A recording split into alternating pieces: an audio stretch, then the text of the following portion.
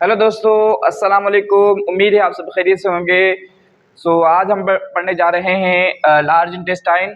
हम इससे पहले स्मॉल इंटेस्टाइन और स्टमक में डाइजेशन पढ़ चुके हैं।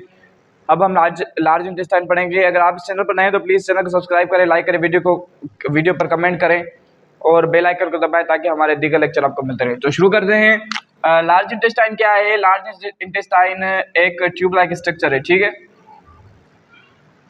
और यहाँ पर जो अनडाइजेस्टेड, ठीक है, अनडिजॉल्वेबल फूड जो होता है वो आता है, ठीक है। और यहाँ पर ये आप देख लें, अब ये हमारा स्मॉल इंटेस्टाइन था, ठीक है। स्मॉल इंटेस्टाइन हमारा हो जाता है कन्वर्ट लार्ज इंटेस्टाइन, ठीक है। ठीक है, अब जैसे ही यहाँ पर जो फूड आएगा, ये हमारा लार्ज इंटेस्टाइन है, ठीक है।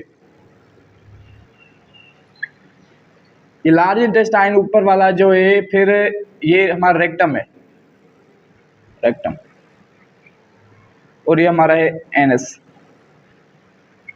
ठीक है। अब जैसे ही undigested food, undissolvable food large intestine के अंदर आएगा तो ये इसको मूव करवाएगा कहाँ? रेक्टम तक।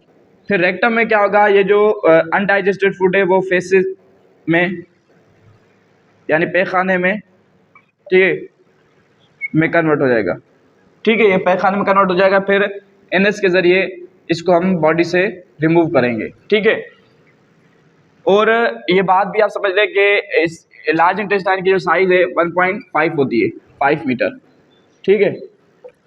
और स्मॉल इंटेस्टाइन की साइज़ होती है 6 मीटर। तो सवाल ये है कि जब स्मॉल इंटेस्टाइन की साइज़ 6 मीटर है और लार्ज इंटेस्टाइन की 1.65, तो लार्ज इंटेस्टाइन को लार्ज इंटेस्टाइन क्यों कहा जाता है? क्योंकि लार्ज इंटेस्टाइन साइज़ के अंदर जो है ना बड़ा होता है, यानी ये जो इसकी विड्थ है, यानी इसका जो मोटापन है वो ज़्यादा है।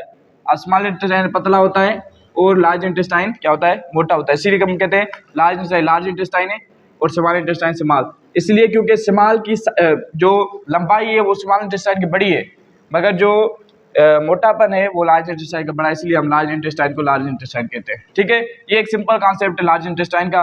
और लार्ज इंटेस्टाइन के अंदर आप देखिए एक प्रोजेक्शन होती है, ठीक है, जो जिसका डाइजेशन के अंदर कोई इन्वॉल्वमेंट नहीं होती, ठीक है। जब इसे हम कहते हैं एपेंडिटिक, ठीक है, इसे एपेंडिटिक कहते हैं, ठीक है।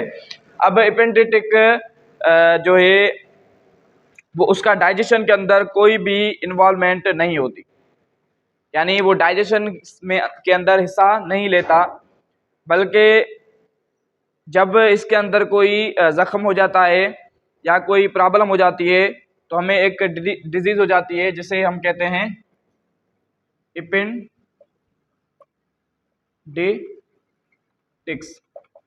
ठीक है। अब इस डिजीज़ के अंदर क्या होता है? ये सूज जाता है या इसके अंदर पेन हो जाता है, फिर हमें क्या करता है? हम सर्जरी करवाते हैं, फिर ये काटना पड़ता है, ठीक है, ठीक है। हमारे पड़ोस में भी एक लड़का है जिसका ये बढ़ गया था, फिर उसने ये ऑपरेशन करवाया था और ये अपना कटवा दिया था, ठीक है।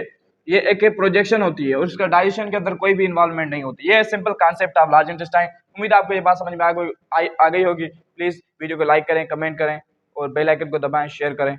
अस्सलाम।